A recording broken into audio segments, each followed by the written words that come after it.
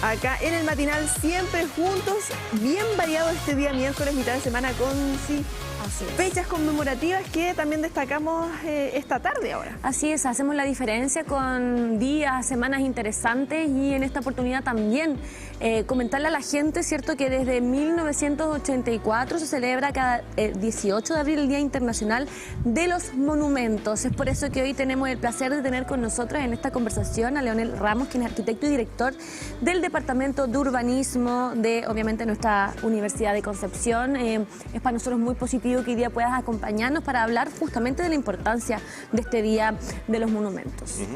Ok, muchas gracias por la invitación. Gracias a ti por darte el tiempo. Y dentro de lo que hay en la ciudadanía en general, de valorar lo que tenemos acá en nuestra zona, lugares icónicos, nuestra misma Universidad de Concepción, porque generalmente estamos viendo a otras regiones, otros países, pero lo que tenemos acá en nuestra zona principalmente. Bueno, primero quizás habría que comentar que hoy día el patrimonio está reconocido, lo que son los inmuebles, los edificios, los entornos urbanos, pero también está reconocido el patrimonio cultural intangible, que son las creencias, bailes, danzas en el norte, etc. Estas dos categorías yo creo que son muy interesantes y se relevan porque la primera pone en valor la infraestructura, que son los edificios, y la segunda pone en valor la cultura, que son propias de cada comunidad. Y justamente el patrimonio viene a poner un énfasis en que las personas también sientan una identidad mucho más potente con su lugar donde residen. Y pienso que el Gran Concepción, por llamarla así, tiene de estas dos características. Tiene mucho patrimonio físico, y es muy interesante, edificios, a pesar de que nuestra ciudad ha sido reconstruida en varios procesos, producto de los terremotos, entonces no hay mucha arquitectura muy antigua, pero sí hay mucha arquitectura interesante post-terremoto del 39, por ejemplo, donde aparecen las primeras edificaciones sismo-resistentes, por llamarlo así. Y sin duda nuestro campus, ¿verdad?, que es el gran aporte que hace no solamente a la ciudad ni a la región, sino a nivel latinoamericano y a nivel internacional. 1919, la Universidad de Concepción comenzó oficialmente sus clases para 4 carreras en una casa ubicada en Caupolicán 246. Correcto. ¿Cuál es la importancia de ir reconociendo espacios como nuestra universidad, cómo ha ido cambiando y evolucionando también en cuanto a su infraestructura y por qué es tan obviamente considerada dentro de los monumentos más importantes que tenemos en nuestra región? Sí, bueno, ahí la pregunta se puede desarrollar un poquito extensa, pero yo me atrevería a decir que primero habría que hablar que nuestra universidad tiene los orígenes que parten desde la propia comunidad. Eso es importante. De hecho, cuando inicia sus clases en el centro histórico, está en proceso de reconocimiento por parte del ministerio de aquel entonces. Y entonces siempre ha sido una tarea que se ha ido construyendo paso a paso. Luego, en la década del 25, se adquieren los primeros predios aquí en el actual emplazamiento, que son el lugar donde hoy en día se encuentra la Pinacoteca, para que se ubique la gente, el Arco de Medicina. Ese es el primer predio que se va comprando. Entonces el campus no es que se haya diseñado, pensado en la magnitud que tiene hoy día, sino que ha ido creciendo. Se ha ido ampliando con la necesidad, por etapa, ¿no? Pero ¿cuál es la virtud? Y ahí probablemente es este premio que se le otorga, es que a pesar de que los planes han sido desde el año 25, del 30, del 58, del 70, ha logrado tener una continuidad espacial y armónica como una unidad de conjunto. De hecho, uno transita y visita el campo y casi imperceptible esa concepción, a pesar que uno lo ve con los edificios más antiguos que están cerca en el etapa inicial, que son de la década del 20, 29. Humanidades. Sí, claro. Correcto. ¿La biblioteca? No, la biblioteca es un poco más posterior, moderna, ¿no? Sí. Pero sí, lo que actualmente es la Pinacoteca, y estaba la famosa escuela dental. Y ese viene a ser el primer edificio que se construye. Dentro de lo que hay, tú señalas algo súper importante, y a raíz de que hubo un pequeño sismo, 2 pequeños sismos esta mañana, bueno, los terremotos nos han ido quitando un poquito de esa historia. ¿Y qué hace que un monumento sea un monumento? Pensando que, claro, hay edificios más modernos, que quizá uno dice, oye, se ha perdido eso de años atrás, no tenemos el Coliseo Romano acá, no tenemos de tantos años, pero ¿qué hace eso que sea un monumento y cuál es el rol también que tenemos nosotros como sociedad de darle ese valor? Bueno, primero hay una pauta que está muy especificada, cómo se catalogan y cómo se califican edificaciones que tienen potencialmente un valor patrimonial, ¿ya? Que parte del ministerio, ¿verdad? Pero por otro lado, y quizás la componente más importante, el reconocimiento de la propia población, de las comunidades, porque finalmente son ellos los que relevan estos enfoques patrimoniales, por lo que te decía al comienzo, por el fuerte impacto que tienen las comunidades y la imagen que representan estos elementos dentro de la propia sociedad. Tal como, por ejemplo, algo muy interesante, también que tienen categoría de monumentos son los entornos naturales, que también hay otro factor ahí muy interesante de nuestra intercomuna. ¿Cómo podríamos también ir reconociendo con la gente que ya nos está acompañando aquellos monumentos que históricamente son los más importantes probablemente para nuestra región? Sí, mira, hay un trabajo muy interesante en catalogar y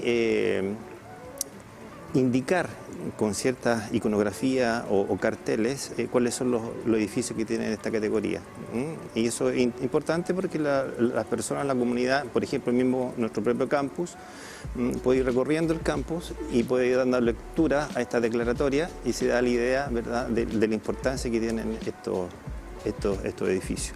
Entonces, primero, yo diría que parte por el reconocimiento de las autoridades, por el reconocimiento que hace la comunidad frente a estos edificios.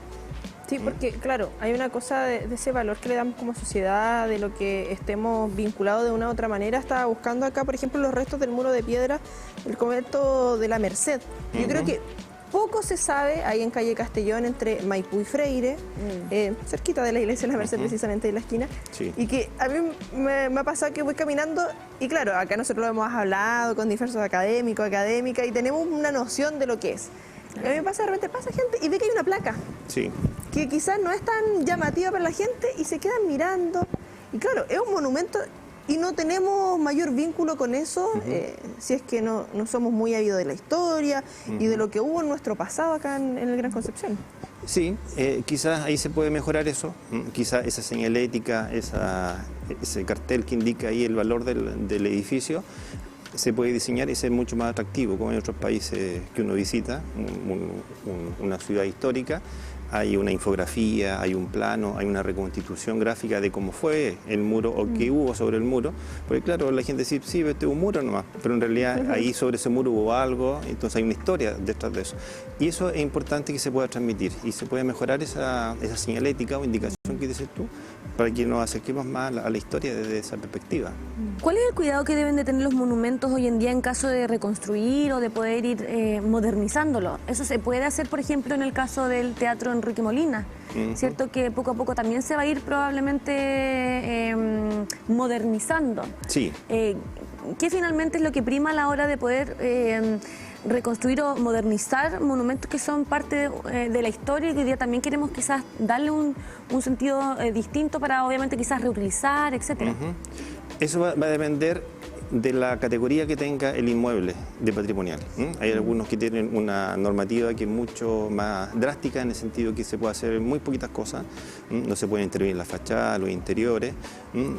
Por ejemplo, nuestros propios edificios de nuestro campus tienen esa característica, que hay que presentar un proyecto al Consejo de Monumentos Nacionales para poder que ellos lo aprueben, para poder intervenir recién este edificio.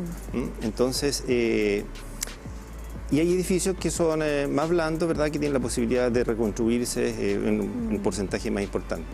Pero los que realmente tienen un catálogo que son muy potentes, digamos, de su reconocimiento, prácticamente es poco lo que se puede hacer y con la idea de que esto se pueda conservar en su máxima expresión. Dentro de los desafíos que tenemos a nivel local y nacional también de ir manteniendo esta historia, porque nos guste o no nos guste, fue igual polémico lo que ocurrió con el Mall del Centro, por ejemplo. Claro. Que se mantiene esta estructura y trata ahí de conversar un poco esto de lo moderno con lo antiguo. Nos guste o no nos guste, Barro, esquina Castellón, hubo comida rápida, ahora tenemos una farmacia. El Colegio Inmaculada Concepción. El Colegio Inmaculada Concepción. La historia que tenía, la iglesia que tenía dentro, su capilla. ¿Cómo cambió? ¿Cómo vamos creciendo como ciudad? Claro. No estoy diciendo que esté bien o esté mal, cada uno puede tener una opinión personal en torno a eso, si le gusta o no le gusta. Pero claro, la sociedad va avanzando. ¿Cómo podemos también mantener esa identidad y conectándolo y que cuajen aquí estos, que converjan estos espacios sin perder esa esencia, que yo creo que es la gracia también cuando tenemos este tipo de monumentos? Claro, hay lugares que quizás no están catalogados como monumentos, pero dentro de ese contexto también de eso histórico, de eso patrimonial que tenemos. Sí, bueno, esa es una buena pregunta, pero también hay que considerar que las ciudades están en constante recambio. Yo no conozco ninguna ciudad que diga esta ciudad está terminada, no se le puede hacer nada más. No, eso no existe. Ni la ciudad más moderna, ni Tokio, ni cualquier ciudad se está reconstruyendo y está cambiando siempre. Entonces, las generaciones pasan y los pensamientos también pasan, algunos y otros se quedan. Entonces, valorar el patrimonio con cierto énfasis, yo diría que en el caso local chileno, se ha ido enriqueciendo, se ha ido actualizando en los últimos años y se ha ido puesto al día lo que es un país desarrollado, como puede ser como España, ¿verdad? Como cuida sus monumentos, como los conserva. Entonces, yo creo que un componente es la normativa y la disposición que tiene el cuerpo legal para proteger estos inmuebles, y por otro está el reconocimiento y la valorización que hacen las comunidades, que finalmente son los que ellos ponen en valor estos edificios. ¿Tiene alguna conexión también, como bien hablabas en un principio, la religión? ¿Se debe de primar, por ejemplo, espacios que tienen relación con probablemente estas formas de obviamente conectar con lo espiritual? En este caso me refiero, por ejemplo, a capillas, a las catedrales. ¿Tienen mayor valor por tener esa directa relación con lo religioso, por ejemplo? Yo pienso que sí. Hay muchos ejemplos en todo el mundo que estos edificios están catalogados como un patrimonio muy importante. Va a depender de los ciertos momentos que han tenido en la historia. Son periodos que también van cambiando y se van transformando en otras cosas. Hubo un tiempo, fíjense ustedes, me estoy ahora haciendo memoria, que Concepción, cuando se funda en el Valle de la Mocha, tenía muchas manzanas asignadas a cultos religiosos. No era solamente la manzana donde está la catedral hoy en día, sino que habían otras. No recuerdo el número exacto, pero eran alrededor de 4 o 5. Pero con el tiempo se ha ido cambiando, se ha ido transformando, y está el caso que decías tú, ¿verdad? Que antes era un colegio de una congregación y hoy día ya es un centro comercial, si no me equivoco, ¿verdad? Entonces las ciudades van cambiando y también van cambiando su percepción frente a esta perspectiva religiosa. Pero sin duda es que los edificios que están catalogados como patrimonio, yo diría que en todas las culturas están valorizadas si tienen un componente religioso. Desde Japón, los templos budistas son muy antiguos. La Basílica de San Pedro, San Pablo, el anfiteatro, ¿verdad? Son todas, desde Roma. Correcto, y que obedecen también a un momento histórico muy importante. Sí, dentro de lo que tenemos acá en nuestra zona, podemos ingresar ahí a monumentos.gov.cl, al Consejo de Monumentos Nacionales, para que conozcamos un poquito más también, para quienes están en la casa puedan recorrer no solamente lo que tenemos acá en el Biobío, sino a nivel nacional. Ahí podemos ir visibilizando en torno, por ejemplo, a los monumentos históricos. Si hacemos el filtro, no sé si se envió, sí, quedó con la localización. Por ejemplo, tenemos la planta hidroeléctrica de Chivilingo, que tiene esta categoría de monumento histórico. Tenemos la Laguna Grande Humedal de los Batros, que tiene el santuario catalogado como santuario de la naturaleza. Ahí tenemos los diversos espacios. Acá en el Biobío, por ejemplo, en Los Ángeles, la capilla del Hospital de San Sebastián de la ciudad de Los Ángeles, también como monumento histórico, ya que lo señalábamos ahí. Y ahí la Universidad de Concepción, campus de la central de la Universidad de Concepción, que impresionante también poder tener, ¿cierto?, nuestro campus como de los destacados de los monumentos, ¿cierto?, dentro de esta página. Sí, yo creo que eso es un valor extremadamente importante y extremadamente valorado por la comunidad penquista. porque nuestro campo tiene esa singularidad que no todos lo tienen, que es un campo abierto, que las personas pueden disfrutar de él los fines de semana, la familia, los niños, las mascotas, todo tiene un espacio en nuestro campo. Yo creo que eso es muy valorado por la comunidad. Sí, dentro de lo que también tenemos, ya que hablábamos de esta conmemoración de los 27 años de todo lo que pasa en Lota, la mina Chiflón del Diablo, monumento histórico.